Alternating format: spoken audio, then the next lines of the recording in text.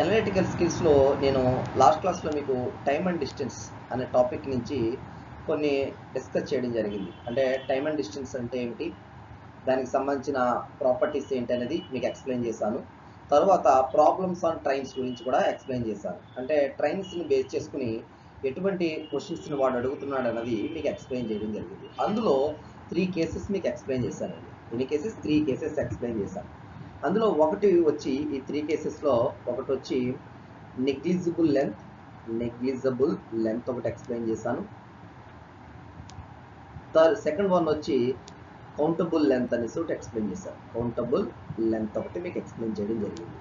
ఆ రెండు okay. Negligible length కేసులో ఏమేమి వస్తాయని చెప్పాను? ట్రీ ఒకటి, పోల్ ఒకటి, మ్యాన్ ఒకటి అని వస్తాయి. అంటే ఈ 3 ఆబ్జెక్టులు స్టేషనరీగా ఉంటాయి అని చెప్పాను. ట్రైన్ ఒకటే మూవ్ అవుతుంది, ఈ 3 ఆబ్జెక్టులు స్టేషనరీగా ఉంటాయి. అంటే ఒక ట్రైన్ ఒక ట్రీని దాటడానికి ఎంత టైం పడుతుంది అనేది ఎక్స్ప్లెయిన్ చేశాను. అలాగే నెక్స్ట్ వచ్చి ఒక ట్రైన్ ఒక పోల్ని దాటడానికి లేదా ఒక మ్యాన్ని దాటడానికి ఎంత టైం పడుతుంది అనే క్వశ్చన్స్ కూడా మీకు ఎక్స్ప్లెయిన్ చేయడం జరిగింది. అండ్ సెకండరీకి వచ్చినట్టుకి కౌంటబుల్ లెంత్లో బ్రిడ్జ్ ఒకటి, నెక్స్ట్ ప్లాట్ఫామ్ ఒకటి మీకు ఎక్స్ప్లెయిన్ చేయడం జరిగింది. బ్రిడ్జ్ ఒకటి, ప్లాట్ఫామ్ ఒకటి మీకు ఎక్స్ప్లెయిన్ చేయడం జరిగింది. బ్రిడ్జ్ అండ్ ప్లాట్ఫామ్ ఒకటి మీకు ఎక్స్ప్లెయిన్ చేయడం జరిగింది. సో ఈ రెండు కేసెస్లో మనం తీసుకునే ఆబ్జెక్ట్ స్టేషనరీగా ఉంది కాబట్టి దానికి స్పీడ్ ఉండదు అని చెప్పడం జరిగింది. దీని తరువాత థర్డ్ కేసు మెయిన్ ఇంపార్టెంట్, అదే బేస్డ్ ఆన్ రిలేటివ్ స్పీడ్ అనేసి అనుకున్నాం అనమాట. అంటే రిలేటివ్ స్పీడ్ని బేస్ చేసుకుని ఎటువంటి క్వశ్చన్ అడుగుతాడు అన్న దాని మీద మనం డిస్కస్ చేయడం జరిగింది. రిలేటివ్ స్పీడ్ని బేస్ చేసుకుని ఎటువంటి క్వశ్చన్స్ వాడు అడగవచ్చు అనే దాని మీద డిస్కస్ చేయడం జరిగింది. ఆ రిలేటివ్ స్పీడ్ కూడా మీకు ఎలా చెప్పాను, 2 ఆబ్జెక్ట్స్ సేమ్ డైరెక్షన్లో కానీ ఆపోజిట్ డైరెక్షన్లో కానీ మూవ్ అవుతున్నప్పుడు, ఒకేసారి మూవ్ అవుతున్నప్పుడు ఒక ఆబ్జెక్ట్ యొక్క స్పీడు మరొక ఆబ్జెక్ట్తో గనక మనం రిప్రజెంటేషన్ చేస్తే దాన్ని బేస్ చేసుకుని చెప్తే మనకి ఆ స్పీడ్ని రిలేటివ్ స్పీడ్ అని చెప్తారు అనుకున్నాం. అలాగే ఒక ఆబ్జెక్ట్ స్పీడ్ ఎక్స్, ఒక ఆబ్జెక్ట్ స్పీడ్ వై అనుకుంటే అవి సేమ్ డైరెక్షన్లో వెళ్ళినప్పుడు relative speed X minus Y అవుతుందని చెప్పాను. ఆపోజిట్ డైరెక్షన్లో వెళ్ళినప్పుడు relative speed X plus Y అవుతుందని చెప్పడం జరిగింది. నెక్స్ట్ ఒక ఆబ్జెక్ట్ లేదా ట్రైన్ అనుకుంటే ఒక length L1, second length L2 అనుకుంటే అవి మీట్ అవ్వడానికి లేదా క్రాస్ అవ్వడానికి పట్టే టైం మీకు ఏం చెప్పాను, some of the lengths by relative speed అని చెప్పడం జరిగింది. ఓకే. సో ఈ కాన్సెప్ట్ని మనం లాస్ట్ క్లాస్లో డిస్కస్ చేసుకుని ఈ నెగ్లిజిబుల్ లెంత్ మీద, కౌంటబుల్ లెంత్ మీద మనం క్వశ్చన్స్ని చేసడం జరిగిందండి. సో మీకు ఈ క్లాస్లో నేను మిగిలినది ఏదైతే ఉందో అదే బేస్డ్ ఆన్ రిలేటివ్ స్పీడ్ దానికి సంబంధించిన క్వశ్చన్స్ ఎక్స్ప్లెయిన్ చేస్తాను. అలాగే బోట్స్ అండ్ స్ట్రీమ్స్ మీద ఎటువంటి క్వశ్చన్స్ వస్తాయన్నది కూడా ఈ క్లాస్లో మీకు ఎక్స్ప్లెయిన్ చేస్తాను. అలా మనం టోటల్ టైమ్ అండ్ డిస్టెన్స్లో టోటల్ కాన్సెప్ట్ని ఈ క్లాస్లో మనం నేర్చుకోబోతున్నాం. ఓకేనా, మిగిలిన కాన్సెప్ట్. ఓకే. సో ఇప్పుడు ఈ బేస్డ్ ఆన్ రిలేటివ్ స్పీడ్ మీద ఎటువంటి క్వశ్చన్స్ ఇస్తున్నాడు అన్నది మీకు ఇప్పుడు ఎక్స్ప్లెయిన్ చేస్తాను. ఓకే, చూద్దాం. ఓకే, ఫస్ట్ క్వశ్చన్ చూద్దాం.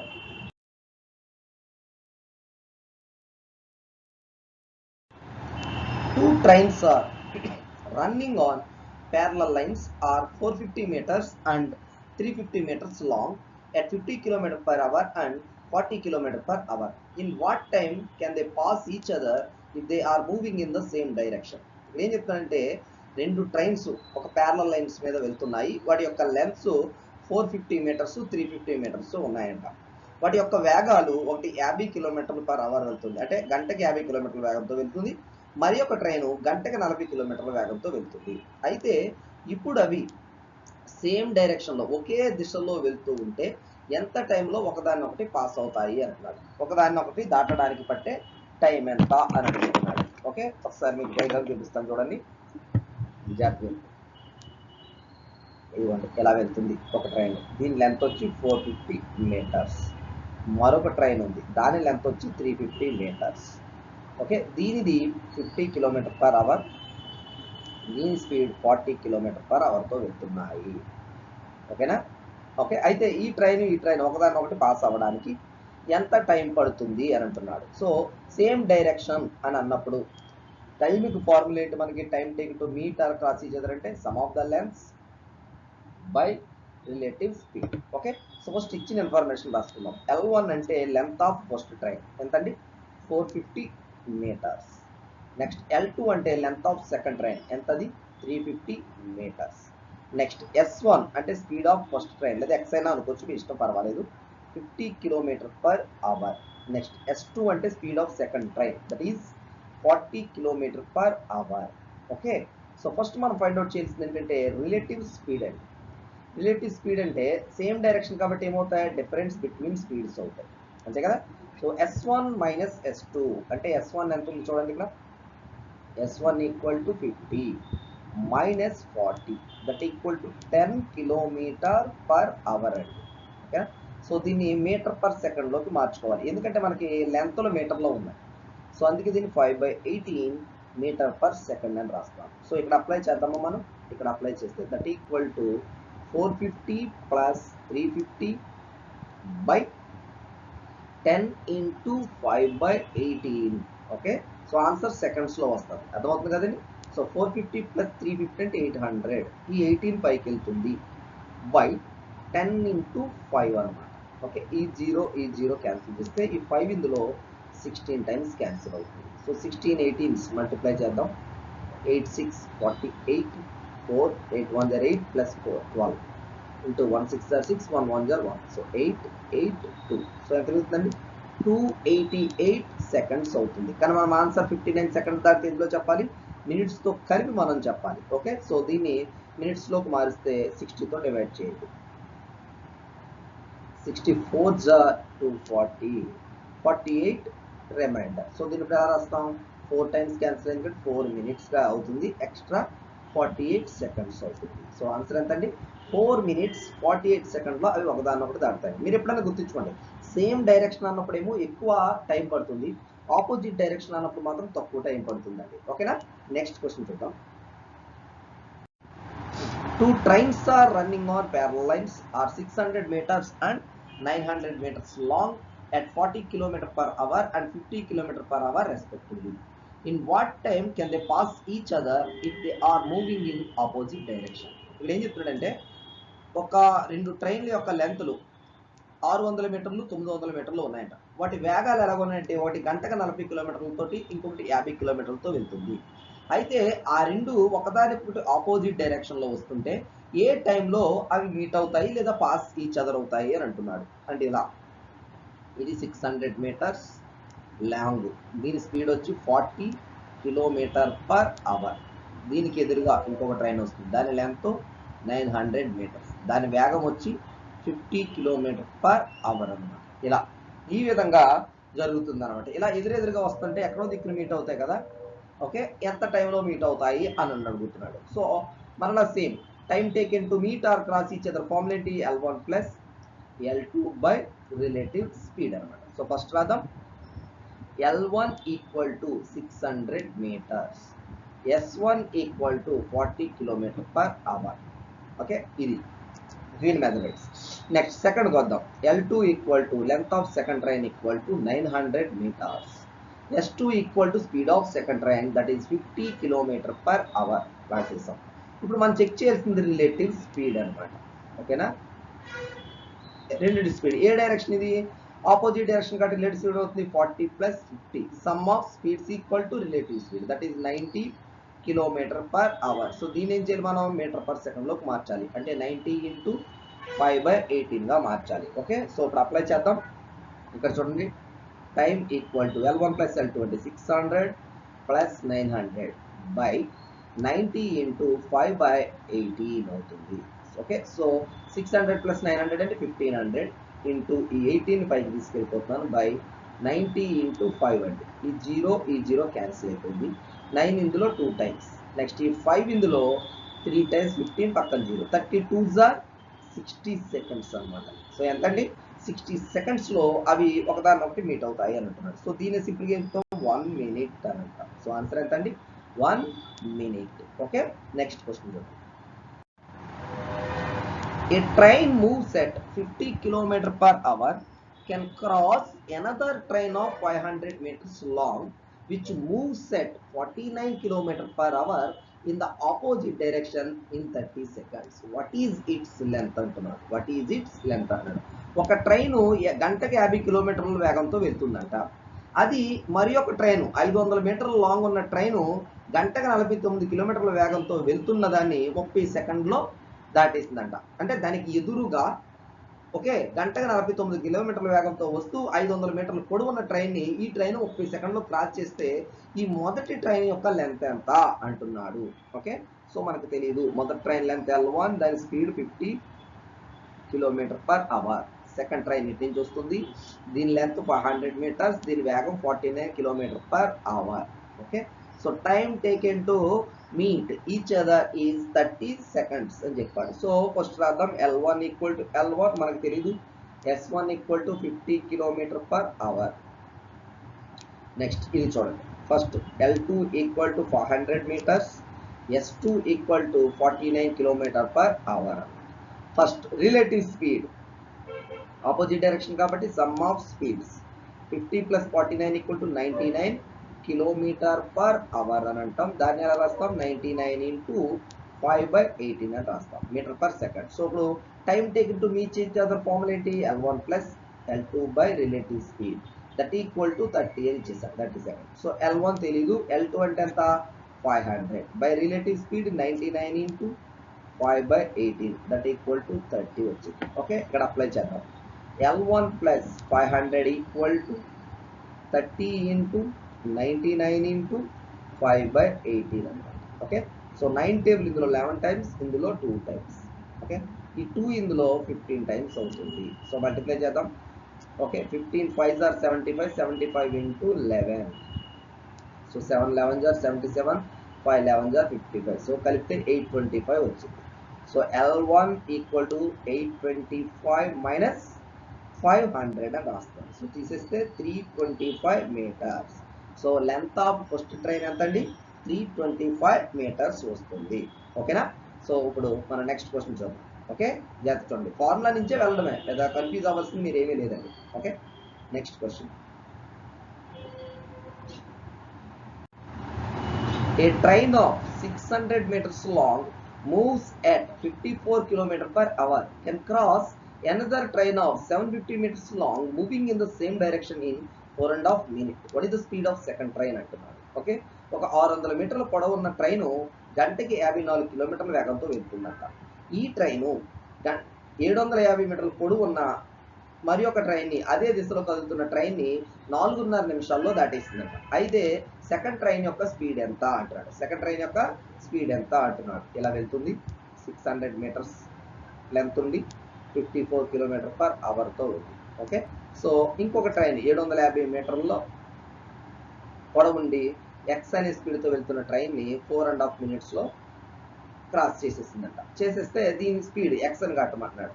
సో మీట్ అవ్వడానికి పట్టే time equal to L1 + L2 by relative speed that equal to 4.5 minutes అన్నాడు. సో మినిట్స్ని మనం సెకండ్స్లోకి మార్చాలి కాబట్టి 4 2s are 8, 8 + 1 9, 9/2 × 60. అదవుందా? మినిట్ని సెకండ్స్లోకి మార్చాలి. సో రాసుకుందాం. Length 1 equal to 600 metres, length of second train equal to 750 metres, speed of first train equal to 54 km/h, speed of second train equal to x km/h. Okay, so relative speed same direction కాబట్టి 54 minus x అవుతుంది. దీని metre per సెకండ్లోకి మార్చాలి కాబట్టి 5/18 అవుతుంది. Okay, రాద్దాం. So ఇక్కడ apply చేస్తే 600 + 750 by relative speed 54 minus x × 5/18 that equal to 9/2 × 60. Okay, so 600 + 750 అంటే 1350 that equal to 9/2 × 60 × 5/18 × 54 minus x. అలా ఉంచేది. ఏమైనా క్యాన్సిల్ అవుతాయంటే క్యాన్సిల్ చేద్దాం. 9 ఇందులో 2 టైమ్స్, ఈ 2 ఇందులో 30 టైమ్స్, ఈ 0 క్యాన్సిల్ అయిపోయింది. ఓకే, ఇంకా మిగిలిది ఏముంది? ఈ 352ని తీసుకుపోతున్నాను. 54 మైనస్ x ఈక్వల్ టు 135 × 2/3 × 5 అయింది. ఈ 5 చెక్ చేస్తాను, ఇందులో 27 టైమ్స్ అవుతుంది. ఈ 3 ఇందులో 9 times. So 54 minus x equal to 9 2s are 18 అయింది. సో x ఈక్వల్ టు ఏమవుతుంది? 54 minus 18 that equal to 36 km/h అవుతుంది. So speed of second train ఎంత అండి? 36 km/h. ఓకే, నెక్స్ట్ క్వశ్చన్ చూద్దాం. The distance between two stations is 490 kilometers. A train starts from the first station towards the second station at 40 km/h, and at the same time another train starts from the second station towards the first station at 30 km/h. When they will meet అని అంటున్నారు. Second question where will they meet from the first station అని అంటున్నారు. ఒకసారి జాగ్రత్తగా చూడండి. 2 stations ఉన్నాయండి. ఇలా 2 stations ఉన్నాయి. ఇది ఏ అనే స్టేషన్, బి అనే స్టేషన్. వీటి మధ్య డిస్టెన్స్ ఎంత అంటే 490 కిలోమీటర్స్ అంట. 490 కిలోమీటర్స్. అయితే ఒక ట్రైన్ ఓకే ఫస్ట్ స్టేషన్ నుంచి సెకండ్ స్టేషన్కి వెళ్తుందంటే ఇలా ఎంత వేగంతో, గంటకి 40 కిలోమీటర్ల వేగంతో వెళ్తుంది. ఓకేనా? And at the same time, అదే సమయంలో, ఇది బాగా గుర్తుంచుకోండి మీకు, అదే సమయంలో ఏంటండి, అదే సమయంలో ఇటు నుంచి ఒక ట్రైన్ ఫస్ట్ స్టేషన్కి వస్తుంది. అంటే సెకండ్ స్టేషన్ నుంచి ఇటు స్టేషన్కి, దాని ఆపోజిట్ స్టేషన్కి వస్తుంది. అదే వేగంతో వస్తుంది, 30 km/h వేగంతో వస్తుంది. అయితే వాళ్ళు ఎప్పుడు మీట్ అవుతారు అని అంటున్నారు. ఎప్పుడు మీట్ అవుతారు అంటే ఏ టైంకి మీట్ అవుతారు అని అన్నాడు. ఓకే, ఏ టైంకి మీట్ అవుతాడు అని అన్నాడు. ఓకే, సో జాగ్రత్తగా చూసుకోండి. Question mistake. at 6 o'clock, 6:30 AM. ఓకేనా, 6:30కి వాళ్ళు మీట్ అయ్యారు అని అనుకోండి. సో క్వశ్చన్లో మీకు ప్రింటింగ్ మిస్టేక్ పడినట్టుంది. at 6:30 AM వాళ్ళు మీట్ అవ్వడం జరిగింది. అంటే స్టార్ట్ అయింది. ఇది 6:30కి స్టార్ట్ అయితే సెకండ్ ట్రైన్ కూడా 6:30కే స్టార్ట్ అయింది. ఈ రెండు మధ్యలో ఒక చోట మీట్ అయితే మన భాషలో స్టేషన్ దగ్గరికి వచ్చి క్రాసింగ్ టైం అంటారు. ఈ ట్రైన్కి ఆ ట్రైన్కి క్రాసింగ్ ఇచ్చాడు అని అంటాం. ఆ టైంలో మీట్ అవుతాయి అని అంటారు కదా.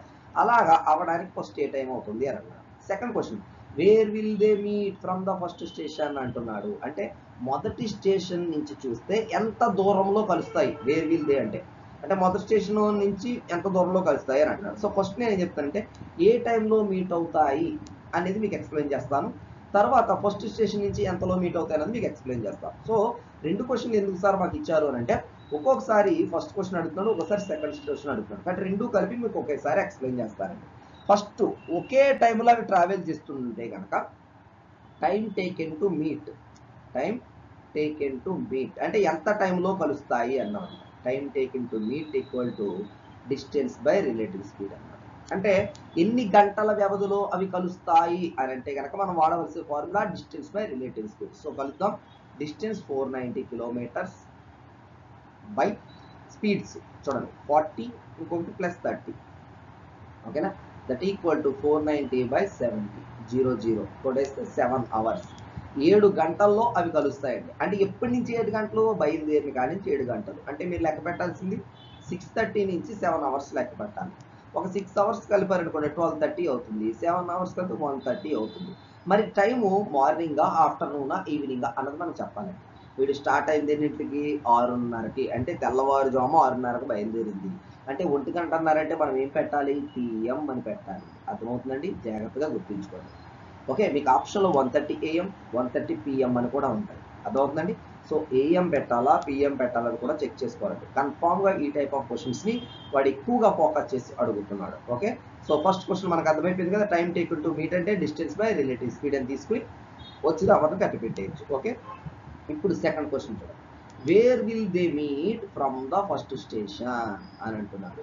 అంటే మొదటి స్టేషన్ నుంచి గనక అబ్జర్వ్ చేస్తే ఎంత టైంలో అది ఎక్కడ మీట్ అవుతాయి అని అంటున్నారు. అంటే మనం ఇండైరెక్ట్ ఏం చెప్పమని, మొదటి స్టేషన్ నుంచి ఎంత దూరంలో మీట్ అవుతాయి అని అంటాడు. మరి మొదటి స్టేషన్ నుంచి ఎంత దూరం అంటే ఏం చెప్పాలి, మొదటి స్టేషన్ నుంచి 7 గంటల్లో మీట్ అవుతాయి. ఆ మొదటి స్టేషన్ నుంచి ట్రైన్ ఎంత దూరం వెళ్తే 7 గంటల్లో, అదే కదా డిస్టెన్స్లో మీట్ అవ్వడం అనేది. సో మనం తీసుకోవాల్సింది ఏంటంటే distance equal to speed of train from starting from first station into time taken to meet అనమాట. అదే సెకండ్ స్టేషన్ నుంచి అన్నాడు అనుకో, స్పీడ్ ఆఫ్ సెకండ్ ట్రైన్, అది train starting from second station అనుకోవాలి. ఓకే, సో ఫస్ట్ స్టేషన్ నుంచి వెళ్తున్న train speed వచ్చి చూడండి 40 km/h. ఎన్ని గంటలు, 7 గంటలు ట్రావెల్ చేస్తారు. ఇదైనా 7 గంటలే, ఇదైనా 7 గంటలే. సో 47 × 280 kilometers అనమాట. ఓకే, సో ఫస్ట్ స్టేషన్ నుంచి అడిగితే ఏ స్టేషన్ నుంచి అడిగాడో దాని స్పీడు, వాళ్ళు మీట్ అవ్వడానికి పట్టిన టైం అనమాట. సో 40 × 7 = 280 kilometers అని రాస్తామండి. ఓకే, నెక్స్ట్ క్వశ్చన్కి వెళ్దాం. ఓకే, నెక్స్ట్ క్వశ్చన్ చూద్దాం. The distance between A and B is 280 kilometers. P starts from A at a speed of 40 km/h at 6 AM towards B. Q starts from B at a speed of 15 km/h at 7:30 AM towards A. At what time will they meet each other? ఇక్కడ ఏమడుగుతున్నాడంటే A and B అనే రెండు స్టేషన్ల మధ్య distance 280 kilometers అంట. P అనేవాడు ఏ station నుంచి ఉదయం 6 గంటలకు గంటకు 40 కిలోమీటర్ల వేగంతో బి వైపు వెళ్ళాడు. ఓకే, ఏ అనే ట్రైన్ అనుకోండి పని మీకు అర్థం కావడానికి. నెక్స్ట్ ఓకే సారీ, ఏ అనే స్టేషన్ నుంచి పి అనేవాడు వెళ్ళాడు. నెక్స్ట్ క్యూ అనే ఒక ట్రైన్ బి నుంచి 7:30 గంటలకు గంటకు 15 కిలోమీటర్ల వేగం చొప్పున ఓకే బి నుంచి ఏ వైపుకి వెళ్తుంది అని అంట. అయితే ఏ టైంలో అవి మీట్ అవుతాయి అని అడిగాడు. కానీ మీకు ముందు క్వశ్చన్కు దీనికి ఉన్న డిఫరెన్స్ ఏంటంటే, ముందు క్వశ్చన్లో రెండు ఒకేసారి బయలుదేరాయి, కానీ ఇక్కడ మీరు అబ్జర్వ్ చేస్తే ఒక్కొక్క టైంకి బయలుదేరింది. సో డిఫరెంట్ టైమ్స్ ఉన్నాయన్నమాట, స్టార్టింగ్ టైంలు డిఫరెంట్గా ఉన్నాయి. సో ఒకే టైం అని ఇచ్చినప్పుడు మాత్రమే మనం రిలేటివ్ స్పీడ్ రూల్ని వాడగలమండి. సో ఒకే టైం ఇవ్వలేనప్పుడు మనం రిలేటివ్ స్పీడ్ అప్లై చేసి ఆన్సర్ చెప్పలేము.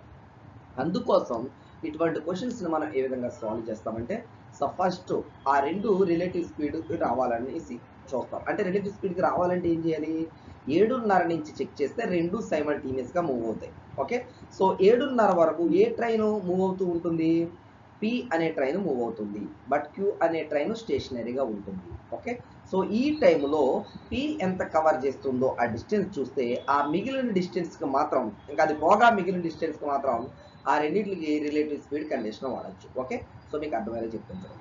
From 6 AM to 7:30 AM only P moves, P మాత్రమే మూవ్ అవుతాడు. So distance travelled by P in 1.5 hours is 1.5 hours అంటున్నానంటే మీరు జాగ్రత్త, 6 గంటల నుంచి 7:30 వరకు ఎంత టైం గ్యాప్ ఉంటుంది, గంటన్నరే కదా. ఈ గంటన్నరలో ఓన్లీ పి మాత్రమే సింగిల్గా మూవ్ అవుతుంది. సో అది ఈ గంటన్నరలో ఎంత కవర్ చేస్తుంది అని చూస్తున్నాను. అంటే దీని స్పీడ్ వచ్చి 40, 1.5 అంటే 2 1 2 2 + 1 3 3/2 40 × 3/2. ఈ 2 ఇందులో 20 టైమ్స్ అనుకుంటే 23 ఆర్ 60 కిలోమీటర్స్ పి ఒకటే ట్రావెల్ చేస్తుంది at 7:30 AM. both will move simultaneously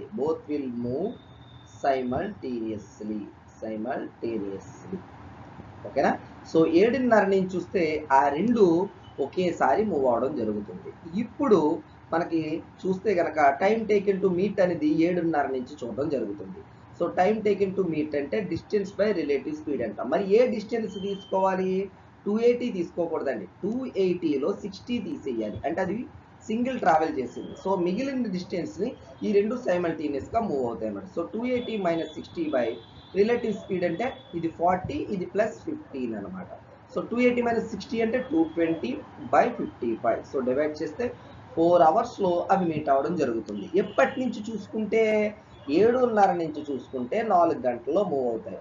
so time of meeting అంటే ఎప్పుడు చెప్తాం, 7:30 + 4 అవర్స్. సో చెక్ చేస్తే 11:30 AM-కి అవి మీట్ అవుతాయి. అర్థమవుతుందండి. సో 11:30 AM-కి మీట్ అవుతాయి. సో ఎప్పుడైనా సరే డిఫరెంట్ టైమింగ్స్ వచ్చినప్పుడు స్టార్టింగ్ ఏదైతే మూవ్ అవుతుందో అది ట్రావెల్ చేసిన డిస్టెన్స్ని తీసేసి మిగతా డిస్టెన్స్ని రిలేటివ్ స్పీడ్తో కూడేస్తే మనకి టైం టేకెన్ టు మీటింగ్ అనేసి వచ్చేస్తుందండి. ఇది ఎంటైర్ ప్రాబ్లమ్స్ ఆన్ ట్రైన్స్కి సంబంధించిన ఇన్ఫర్మేషన్. ఓకే, సో ఇప్పుడు మనం బేస్డ్ ఆన్ రిలేటివ్ స్పీడ్ మీద ఏవేవి క్వశ్చన్స్ వస్తున్నాయి అన్నది డిస్కస్ చేసామండి. ఓకే, సో ఎక్కువగా బేస్ లెవెల్లో అడగాలనుకుంటే కనుక మీకు నెగ్లిజిబుల్ లెంత్ మీద అడిగేస్తున్నాడు. సో కాంప్లికేట్ చేయాలంటే మాత్రం ఈ రిలేటివ్ స్పీడ్ కేస్ అడుగుతున్నాడు. ఎవరైనా మార్క్స్ స్కోర్ చేసుకోవాలంటే ఖచ్చితంగా ఈ రిలేటివ్ స్పీడ్ మీద కూడా ఫోకస్ చేయాలండి. ఓకే, సో ఇప్పుడు problems on boats.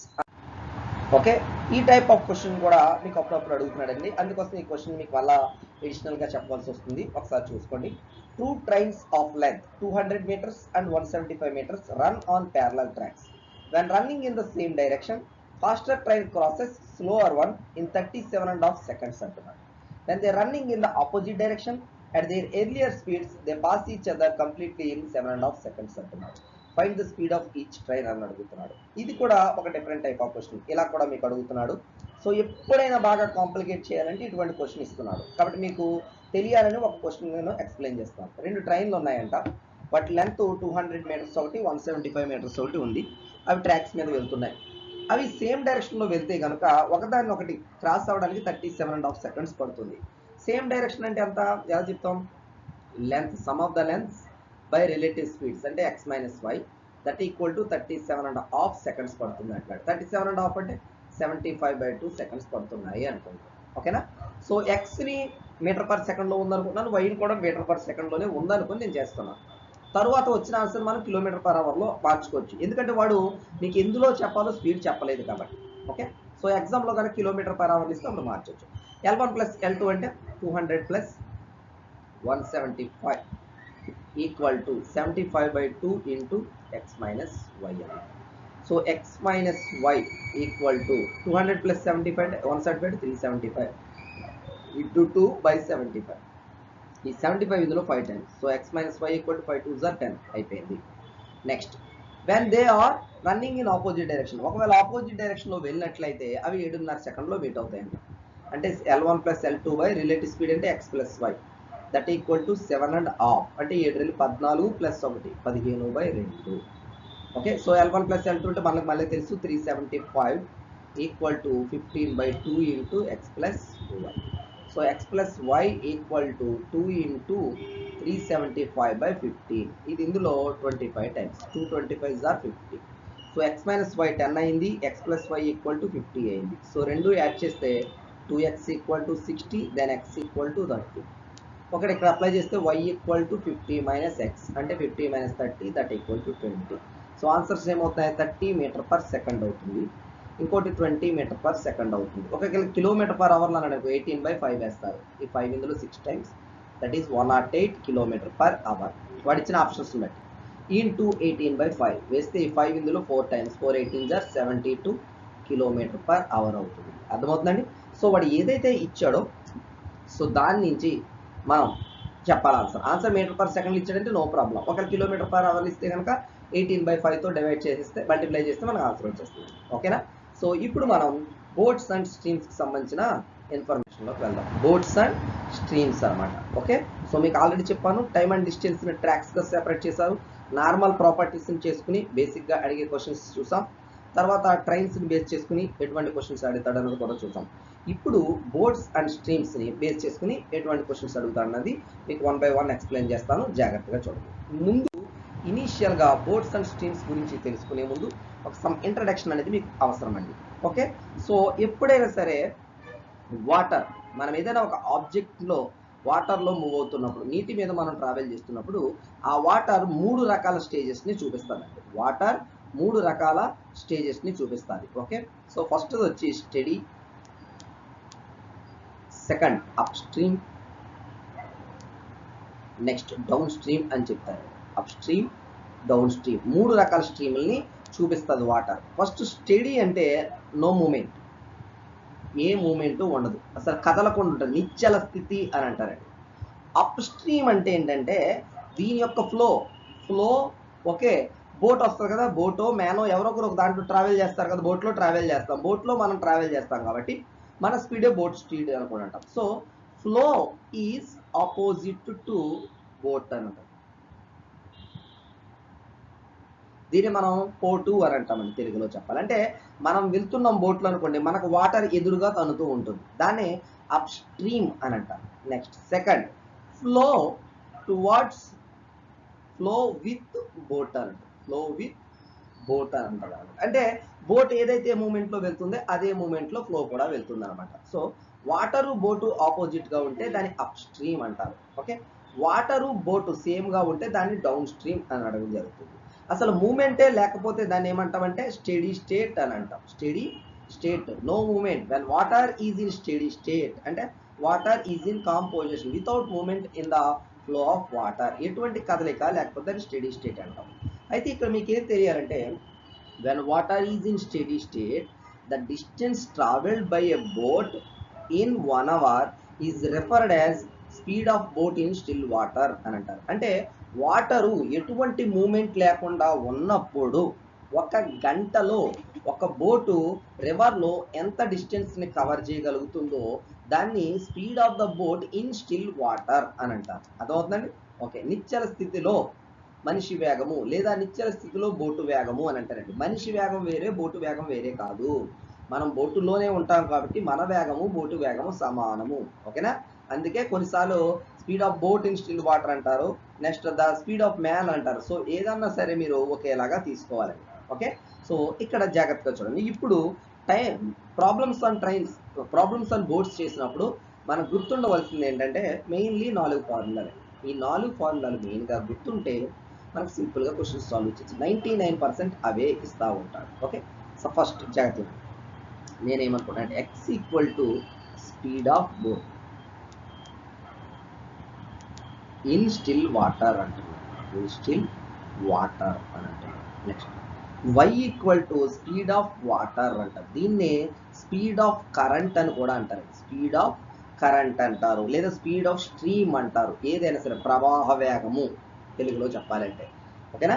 So speed of water, speed of stream, speed of current అంటారు. సో ఏది అడిగినా మీరు ఇదే తీసుకోవాలి. Okay, boat speed x, speed of water y అనుకుంటే okay, up stream speed u అంటారు. దీన్ని ఎలా చెప్తామంటే అప్ స్ట్రీమ్లో ఇలాగనమాట. రెండు పక్క పక్కన వెళ్తున్నప్పుడు ఏమవుతుందంటే ఒకదానికొకటి ఆపోజిట్ చేస్తున్నప్పుడు ఏంటంటే మనం ముందుగా వెళ్తున్నప్పుడు వాటర్ మనం కొడుతూ ఉంటుంది, బోటుకి తగులుతూ ఉంటున్నప్పుడు మన వేగం ఏమవుతుందంటే స్లో అయిపోతూ ఉంటుంది, అంటే తగ్గుతూ ఉంటుంది. అప్పుడు అప్ స్ట్రీమ్ స్పీడ్ మైనస్ అవుతుంది, ఎక్స్ మైనస్ వై అవుతుంది. అదే సేమ్ డైరెక్షన్లో వెళ్తున్నాయి అనుకోండి, ఒకదానితో ఒకటి ఈ వేగం వెళ్తుంది, దాని వెనక నుంచి ఇది పుష్ చేస్తూ ఉంటుంది. అప్పుడు ఏమవుతుంది, బోటు ముందుకు స్పీడ్గా వెళ్తుంది. సో అప్పుడు downstream speed equal to X plus Y అన్నమాట. మీరు ఒక common point, normal point observe చేశారా? ప్రాబ్లమ్స్ ఆన్ ట్రైన్స్ చేసినప్పుడు ఆపోజిట్ డైరెక్షన్ అయితే స్పీడ్ పెరిగేది, సేమ్ డైరెక్షన్ అయితే స్పీడ్ తగ్గిదండి. భూమి మీద మనం తీసుకునే వేటికైనా సరే వేగాలలో మార్పులు అలాగే ఉంటాయండి, రిలేటివ్ స్పీడ్. వాటర్కి వెళ్ళినప్పుడుగా రూల్ రివర్స్ అవుతుంది. ఆపోజిట్ డైరెక్షన్ అయితే మైనస్ అవుతుంది, సేమ్ డైరెక్షన్ ప్లస్ అవుతుంది. అది మాత్రం కన్ఫ్యూజ్ అవ్వకుండా గుర్తుంచుకోండి. ఓకే, ఇప్పుడు నేను ఏం చేస్తానంటే ఇది 1, ఇది 2, 1 + 2 చేశాను. 1 + 2 చేస్తే ఏమవుతుంది, u + v = 2x అవుతుంది. దీనికి x = u + v/2 అవుతుంది. ఇది థర్డ్ ఫార్ములా. సో ఏంటండి, speed of boat in still water కావాలంటే ఏం చేయొచ్చండి, అప్ స్ట్రీమ్ స్పీడ్ని డౌన్ స్ట్రీమ్ స్పీడ్ని యాడ్ చేసి /2 చేస్తే సరిపోతుంది. ఓకే, ఇప్పుడు మళ్ళీ 2 - 1 చేస్తున్నాను. అప్పుడు ఏమవుతుంది, x క్యాన్సిల్ అయ్యి 2y = v - u అవుతుంది. సో y = v - u/2 అవుతుంది. ఇది ఫోర్త్ ఫార్ములా. అర్థమవుతుందండి? ఈ 4 ఫార్ములాలు గుర్తుంటే మీకు ఈజీగా ఆన్సర్ వచ్చేస్తుంది. ఇంకా సేమ్ మీకు ఎప్పుడు తెలిసినవి గుర్తు చేస్తున్నాను. Distance = relative speed into time. అలాగే s1t1 = s2t2. సేమ్ డిస్టెన్స్కి ఏ అయితే వాడతామో ఇక్కడ కూడా ఏ వాడతాం. కానీ ఇక్కడ డైరెక్ట్ స్పీడ్ తీసుకోకూడదు. Distance = relative speed into time అనే కండిషన్ మనం వాడుకోవాలి. ఓకే, సో ఇప్పుడు దీన్ని బేస్ చేసుకుని ఎటువంటి క్వశ్చన్స్ ఇస్తున్నాడు అనేది మనం 1 by 1 డిస్కస్ చేద్దామండి. ఓకే, జాగ్రత్తగా వినండి, కొంచెం కన్ఫ్యూజ్గా ఉంటుంది. సో క్వశ్చన్స్ని వినేటప్పుడు మీకు మరలా గుర్తు చేస్తున్నాను, మొత్తం 4 ఫార్ములాలు. ఎక్స్ అంటేనేమో స్పీడ్ ఆఫ్ బోట్, ఎక్స్ అంటే speed of boat.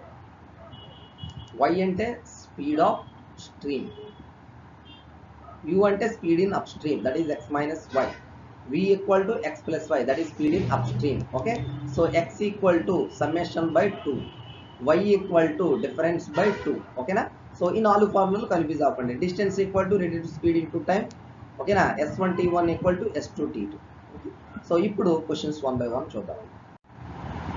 The speed of boat in still water is 15 km/h and the rate of current is 3 km/h. The distance traveled downstream in 12 minutes అంటున్నాడు. ఒక బోటు యొక్క వేగము నిశ్చల స్థితిలో గంటకు 15 కిలోమీటర్లు, నీటి ప్రవాహ వేగము గంటకు 3 కిలోమీటర్లు అయితే 12 నిమిషాలలో ఓకేనా ప్రవాహ దిశకు అనుకూలంగా ఎంత దూరం వెళ్తాయి అని అంటున్నాడు. డౌన్ స్ట్రీమ్ అన్నాడు. ఓకేనా, గుర్తించుకోండి. ఫస్ట్ ఇచ్చినవి రాసుకోండి. Speed of boat in still water అంటే x, that = 15 km/h. Okay, next speed of current లేదా స్పీడ్ ఆఫ్ స్ట్రీమ్ అంటే y, దట్ = 3 km/h.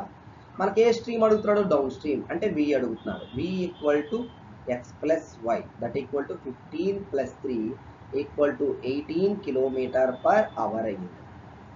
ఓకే, వచ్చేసిందా? ఇప్పుడు ఏమంటాడంటే డిస్టెన్స్ ట్రావెల్డ్ ఇన్ 12 minutes అన్నాడు. సో డిస్టెన్స్ ఫార్ములా ఏంటి, relative speed into time. So relative speed ఏంటి, 18 km/h. But time ఎంత, 12 minutes అన్నాడు. సో టైం మినిట్స్లో ఉండకూడదు కాబట్టి దాన్ని ఏం చేయాలి, అవర్స్లోకి మార్చాలి. ఓకే, సో ఒక మినిట్ని అవర్లోకి మార్చాలంటే దేంతో డివైడ్ చేయాలి, /60తో డివైడ్ చేయాలి. అంటే 18 × 12/60 km/h, సారీ కిలోమీటర్స్ అనమాట. ఓకే, 12 ఇందులో 1 టైం, ఇందులో 5 times క్యాన్సిల్ అవుతుంది. ఇంకేం మిగులుతుంది, 18/5 మిగులుతుంది. సో 5తో 18ని డివైడ్ చేస్తున్నాను.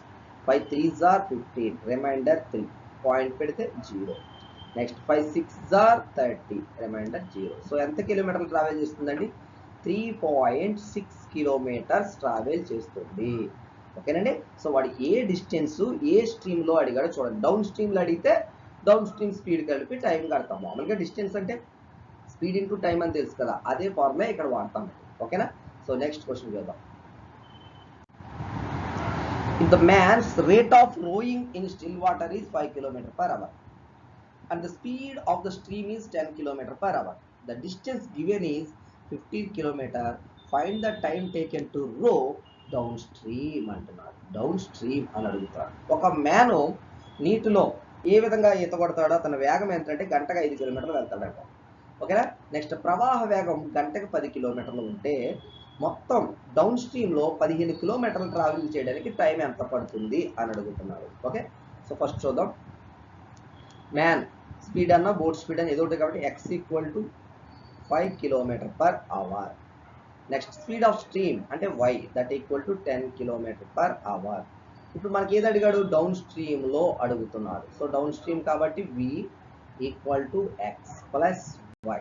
సో x + y అంటే ఇది 5 ప్లస్ ఇది 10 దట్ ఈక్వల్ టు 15 km/h అయింది. v వచ్చేసింది. So distance equal to 15 kilometres అన్నాడండి. మనకి డిస్టెన్స్ ఫార్ములా ఏంటి? Distance equal to relative speed into time that equal to 15 అని ఇచ్చాడు. మరి రిలేటివ్ స్పీడ్ ఎంత? ఆల్రెడీ 15 km/h అని తెలిసింది. ఇంటూ టైం ఈక్వల్ టు 15 కదా. సో t ఈక్వల్ టు అది చెప్తాం 15/15 ఈక్వల్ టు 1. మరి 1కి ఏంటి? ఎంత టైం అది? 1 అవర్. ఎందుకంటే ఇది km/h ఉంది, ఇది కిలోమీటర్ ఉంది. క్యాన్సిల్ అయిపోతే ఇంకేం మిగులుతుంది? అవర్ మిగులుతుంది. సో ఆన్సర్ ఎంత అవుతుంది? 1 అవర్ అవుతుంది. ఓకేనా. సో జాగ్రత్తగా చూసుకోండి. నెక్స్ట్ క్వశ్చన్ వెళ్దాం. A man can row 9 km/h in still water and the river running at 4 km/h. If he takes 6 hours more time upstream then to go downstream for the same distance, how far is the place అంటున్నాడు. Okay. ఇక్కడ ఏం చెప్తున్నాడంటే ఒక man నిశ్చల స్థితిలో గంటకి 9 కిలోమీటర్ల వేగంతో వెళ్తున్నాడండి. ఆ వాటరు గంటకి 4 కిలోమీటర్ల వేగంతో ప్రయాణిస్తుంది. అయితే అతనికి ఏంటంటే అప్ స్ట్రీమ్కి వెళ్ళడానికి కొంత టైం పట్టింది, డౌన్ స్ట్రీమ్కి వెళ్ళడానికి కొంత టైం పట్టింది. ఇతను అబ్జర్వ్ చేస్తే ఏమైందంటే డౌన్ స్ట్రీమ్కి పట్టే టైం కన్నా 6 గంటలు అప్ స్ట్రీమ్కి పట్టిందంట, ఎక్కువ పట్టిందంట. పడితే ఆ ప్రాంతం యొక్క దూరం ఎంత అని అంటున్నాడు. ఓకేనా. సో జాగ్రత్తగా చూడండి. ఫస్ట్ ఇచ్చింది x = 9 km/h, y = 4 km/h వచ్చింది. Okay. So upstream speed అంటే 9 - 4 that equal to 5 km/h. Down stream speed అంటే v that equal to 9 + 4 that equal to 13 km/h అన్నమాట. ఓకేనా. సో డిస్టెన్స్ ఈక్వల్ టు మనకు తెలియదు, రిలేటివ్ స్పీడ్ ఇంటూ టైం అని అనుకుంటున్నాము. దీని నుంచి టైం ఫార్ములా ఏంటి? Distance by relative speed. ఓకేనా. సో అప్ స్ట్రీమ్లో పట్టిన టైం అని అడిగితే ఏం చేయాలి? Distance by upstream speed. Down స్ట్రీమ్లో పట్టిన టైం అంటే distance by downstream speed. ఇది ఏం చెప్తాడంటే అప్ స్ట్రీమ్లో పట్టిన టైము ఓకేనా డౌన్ స్ట్రీమ్లో పట్టిన టైము కంటే 6 గంటలు ఎక్కువ అన్నాడు. ఇది వాడు చెప్తాడు. ఓకే. సో ఇప్పుడు కండిషన్ వాడదాం. d/u ఎంత వచ్చింది చూడండి, 5 దట్ ఈక్వల్ d/v ఎంత వచ్చింది? 13 + 6 వచ్చింది. ఓకే. సో నేను 5కి 13కి ఎల్సిఎం తీసుకుంటున్నాను. 5 and 13కి ఎల్సిఎం 65 అంతేనా. సో నేను బోత్ సైడ్ 65తో మల్టిప్లై చేస్తాను. అంటే 65 × d/5 that equal to 65 × d/13 + 65 × 6 అన్నమాట. ఓకే. ఈ 5 ఇందులో 13 టైమ్స్ క్యాన్సిల్ అయింది, ఈ 13 ఇందులో 5 టైమ్స్ క్యాన్సిల్ అయింది. సో 13d = 5d + 65 × 6 అంటే 65 6 ఆర్ మల్టిప్లై చేస్తే 6 5 ఆర్ 33, 6 6 ఆర్ 36 + 3 39 అంటే 390. సో ఈ 5d తీసుకొచ్చేసాను. So 13d - 5d = 390. So 8d = 390 పడుతుంది, 390 పడుతుంది. ఓకే. సో d = ఏమవుతుంది? 390/8 అవుతుంది. సో డివైడ్ చేద్దాం.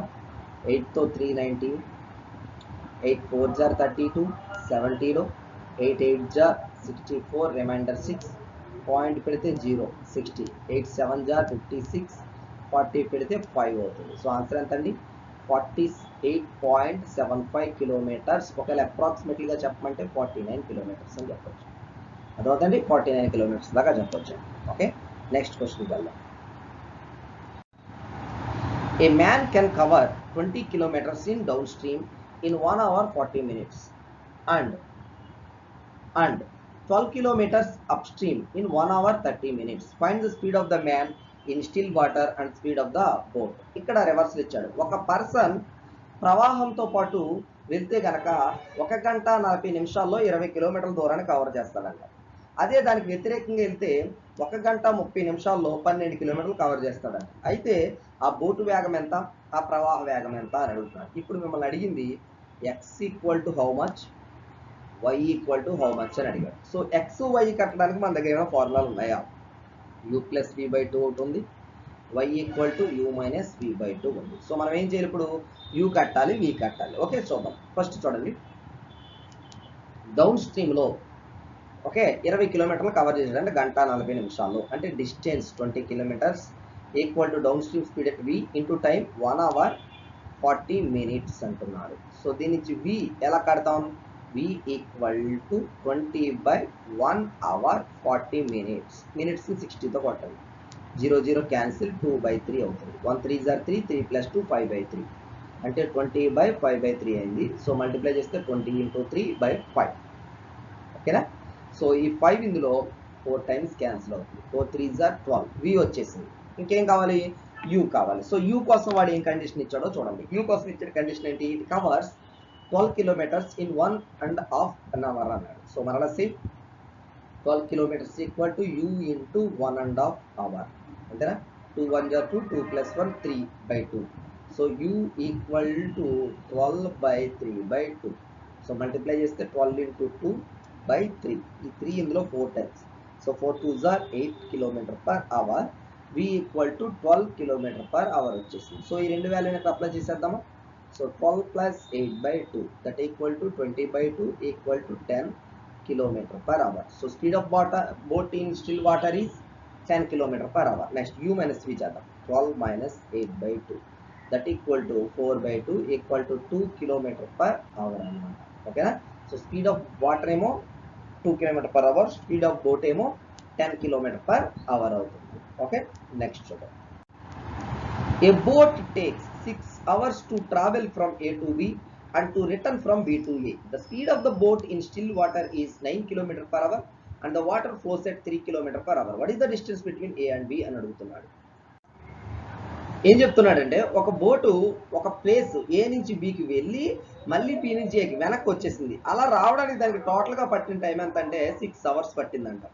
అయితే బోట్ యొక్క వేగం ఓకే గంటకు 9 కిలోమీటర్లు, నీటి వేగం 3 కిలోమీటర్లు అయితే కనుక ఏకి బికి మధ్యలో ఉన్న డిస్టెన్స్ ఎంత అని అడుగుతున్నాడు. ఓకే, ఇండివిజువల్ టైమింగ్స్ ఇవ్వలేదండి. ఓకేనా, డిఫరెంట్గా టైమింగ్స్ ఇచ్చాడు. సో దాన్ని బేస్ చేసుకుని మనం ఇప్పుడు ఆన్సర్ చెప్తాం. ఫస్ట్ చూడండి వాడు ఏమి ఇచ్చాడో చూద్దాం. So X equal to speed of the boat 9 kilometre per hour ఇచ్చాడు.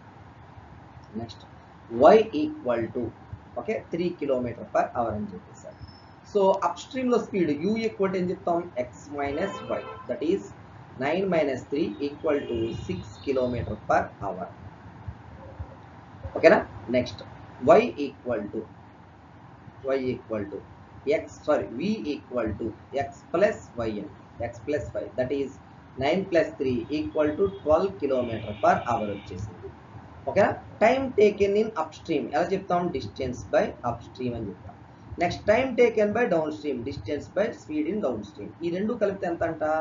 6 అవర్స్ అంట. ఓకే, సో రాద్దాం. d బై u ఎంత? 6 ప్లస్ d బై v ఎంత? 12 దట్ ఈక్వల్ టు 6 వచ్చింది. సో ఎల్సిఎం కట్టాను. 6కి 12కి ఎంత వస్తుంది? 12 వస్తుంది. 6 ఇందులో 2 times, 2 into d 2d plus ఈ 12 ఇందులో 1 time, 1 into d d that equal to 6. So కలుపుదాం. 2d ప్లస్ d ఎంత అవుతుంది? 3d బై 12 ఈక్వల్ టు 6 అండి.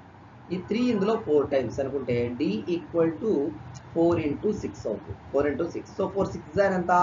24 kilometers. So distance between A and B ఎంత అండి? 24 కిలోమీటర్స్ అనమాట. ఓకే, నెక్స్ట్ క్వశ్చన్ చూడండి. A boat travels 25 kilometers in downstream in 2 hours and 30 minutes.